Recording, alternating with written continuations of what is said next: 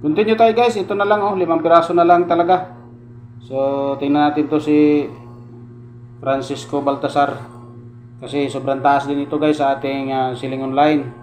Pagka multiple error, nako guys, aabot ng 200,000 pesos.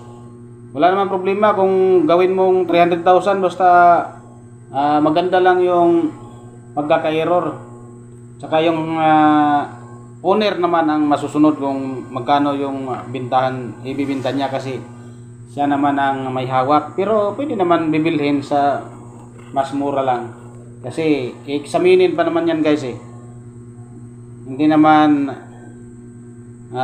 kapag mayroon na kayong presyong ganyang kalaki, hindi naman pwede na hindi bababa yan kasi wala namang alam yung iba sa pagpepresyo ng ating mga barya na mga error.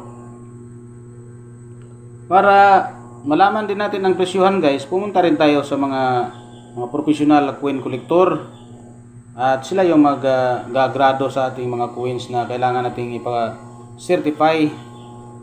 Tapos kaya nang bahala kung magkano nyo ibibenta. Kasi mayroon namang susundin yan guys nga mga price list guys. Pwede nyo namang i-refer doon sa mga nakikita nila na mga nag-online selling.